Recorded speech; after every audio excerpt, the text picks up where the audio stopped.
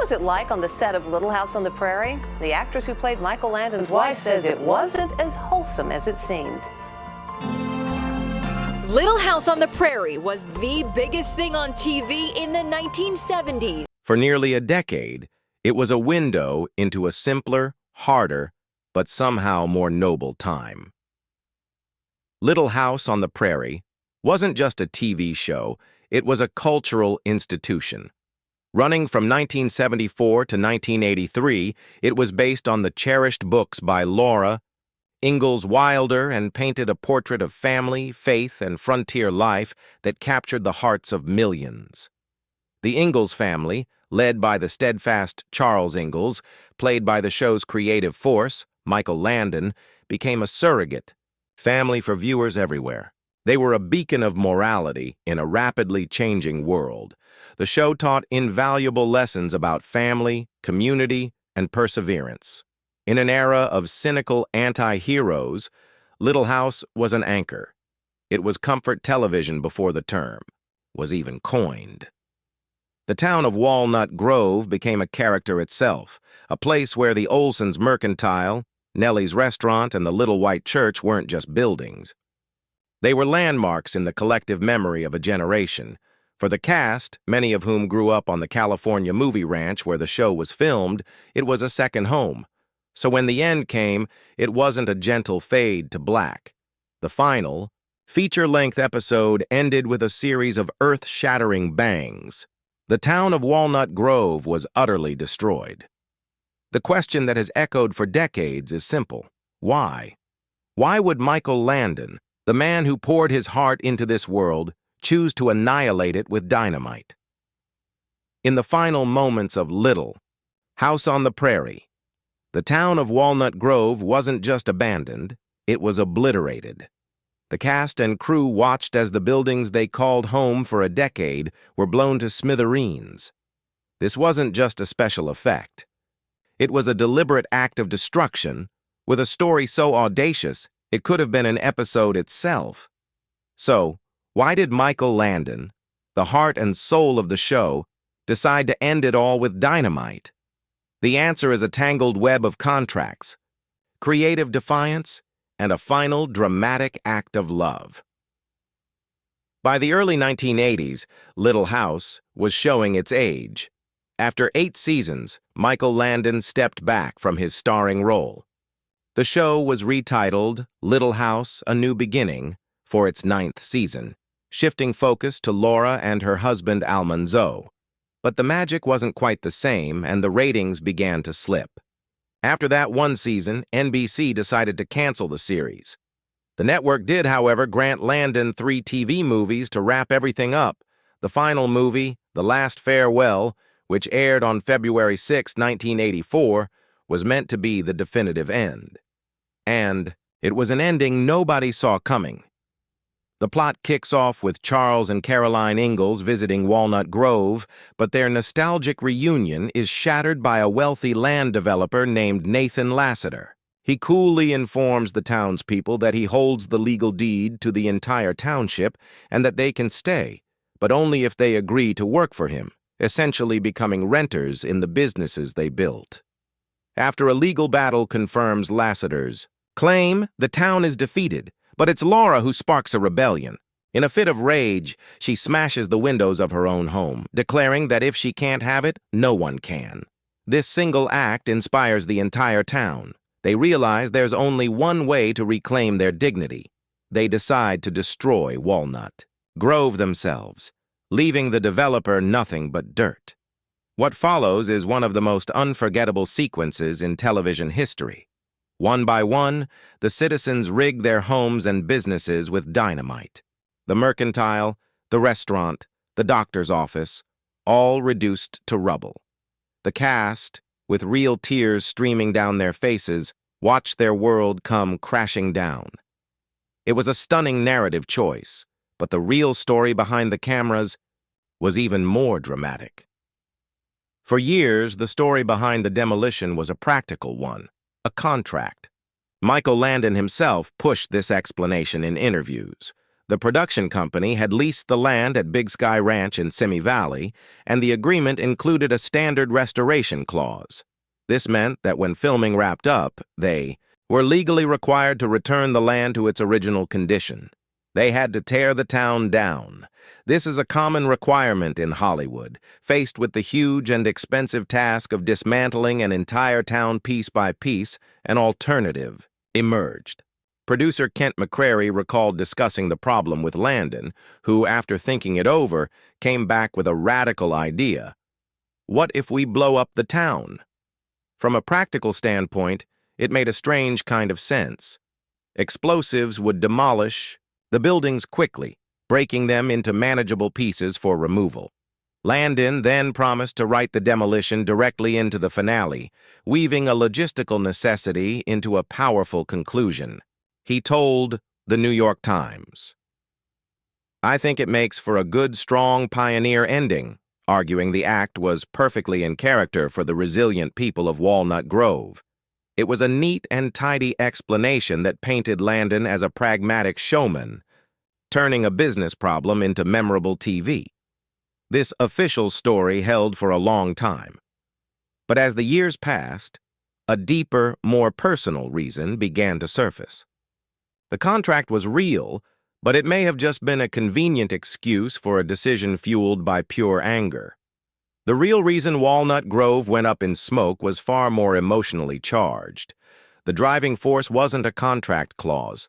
It was Michael, Landon's deep-seated anger at NBC. According to cast members, especially Melissa Gilbert, Landon was furious about how the network handled the show's cancellation. After starring in Bonanza and then pouring his soul into Little House for nearly a decade, Landon felt he'd earned a certain level of respect from NBC. He wasn't just an actor. He was the show's producer, director, writer, and creative engine. Yet he never received an official phone call from network president Brandon Tartikoff or any other executive about the cancellation. He found out secondhand that Little House simply wasn't on the fall schedule. For a man with Landon's pride, this wasn't business. It was a profound slap in the face. In her memoir, Prairie Tale, Melissa Gilbert said he was furious and that his temper red-lined. This perceived slight from the network that had been his home for 24 years lit a fire under him. The decision to blow up the town was, in many ways, an act of revenge, but it was also about protecting the show's legacy. Landon couldn't stand the idea of Olson's Mercantile or Nellie's Restaurant being used as a backdrop in some other, lesser production. He was horrified at the thought of the sets, which he considered sacred, being repurposed for a project that might tarnish the wholesome image of Little House. By destroying them, he ensured Walnut Grove would only ever be Walnut Grove. He was ending the show and its physical world entirely on his own terms. The storyline of the evil developer, then, was an allegory. Nathan Lassiter, the land baron who swoops in to claim the town, was a stand-in for the network executives Landon felt had disrespected him. The townspeople blowing up their own homes was a mirror of Landon's refusal to let anyone else have his sets. For viewers, the destruction of Walnut Grove was a shock, but for the cast and crew, it was devastating. It wasn't just the end of a job, it was the loss of a second home. Melissa Gilbert has called it the longest, most heartbreaking funeral she ever attended. The filming of The Last Farewell was an exercise in prolonged grief. These weren't just facades, they were fully built structures filled with a decade of memories. Gilbert learned to ride a horse there, had her first kiss behind the church, and grew up on that set. The demolition itself was filmed in a single take. The next day, the cast was brought in to film their reactions as they walked through the rubble. The devastation was absolute. Gilbert described the moment she saw the town simply gone, replaced by smoldering piles of timber. The tears, you see, on screen weren't acting. They were the genuine, heartbroken reactions of people watching their past disappear. The atmosphere that day was thick with emotion. Between takes, the cast and crew of over 200 people would share stories, and the tears would start all over again. Gilbert wrote, "One person would tell a story or bring up a memory, start to tear up, and within moments all 200 of us were crying. It was like that all day. It was a collective mourning for a place that meant so much to them all. Even Michael, Landon, the architect of the destruction, felt the weight of it. Gilbert remembers seeing him standing alone in the rubble at the end of the day, taking it all in. It was a painful, tangible goodbye, but it also provided a powerful sense of closure. Amidst the chaos and rubble, one structure remained standing: the church. While Landon was determined to wipe the town off the map, he made a conscious decision to spare this single building. It was also the town's schoolhouse, the place where meetings were held, and the true community center. It represented the intertwined pillars of faith, education, and community that formed the bedrock of the show's values. To have destroyed it would have been to negate the very principles the series had championed for 9 seasons. By leaving the church untouched, Landon was making a final, poignant statement. He was suggesting that while homes and businesses can be taken away, the spirit of the community, its faith, its unity, endures. It was a quiet nod to the values the show had always stood for. In the episode's final moments, as the townspeople walk away from the wreckage singing "Onward, Christian Soldiers," the sight of the surviving church reinforces this message. The final shot of Reverend Alden ringing the church bell one last time is a haunting and powerful image. The physical town was gone, but its moral foundation, represented by that solitary building, lived on. The explosive finale of Little House on the Prairie remains one of the most talked-about endings in television history. At the time, many fans felt the violent destruction was a betrayal of the show's gentle spirit. But over the decades, that perception has shifted. Today, it's widely seen as a stroke of genius, a bold and unforgettable end that cemented the show's legendary status. By blowing up the sets, Landon gave the show a definitive, permanent ending. In an era of reboots and reunion specials, he ensured his Walnut Grove could never be revisited, protecting its integrity forever. The show's legacy has not only endured, but flourished. In 2024, on its 50th anniversary, Little House on the Prairie saw a remarkable resurgence, earning a Nielsen Legacy Award and racking up an incredible 13.3 billion minutes of viewing time on streaming platforms like Peacock. This renewed popularity has, ironically, led to the very thing Landon's finale seemed designed to prevent: a new adaptation. In early 2025, Netflix announced it was developing a new series based directly on Laura Ingalls Wilder's books, with filming beginning later that year. While some fans are excited, others worry it could tarnish the memory of the original. This development adds another layer to the finale's legacy. While Landon protected his version of Walnut Grove, he couldn't stop the stories from being retold.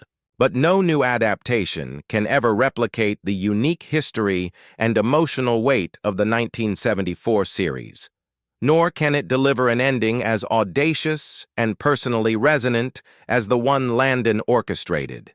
His final act was one of both destruction and creation. He destroyed a physical place, but in doing so, created an enduring television legend. The story of Little House on the Prairie continues to fascinate audiences decades later. It was a show that meant so much to so many people. We'd love to hear how it impacted you. What's your favorite Little House memory? Is there a lesson from the show that has stayed with you? Let us know in the comments below. The story of why Walnut Grove was blown to pieces is as layered as any plot that ever played out on its dusty streets. It was born from a perfect storm of practical necessity, artistic pride, and personal fury. On one hand, it was the most efficient way to honor a contract. On another, it was a brilliant narrative stroke, giving the pioneers of Walnut Grove a final, defiant stand. But at its heart, it was the personal statement of a television titan. It was Michael Landon, feeling disrespected by his network, seizing control of his legacy. The act was heartbreaking for the cast, a tear-filled farewell to a place they called home. Yet it also gave them the rare gift of absolute closure. The image of the solitary church standing amid the rubble is the perfect metaphor for the show's legacy.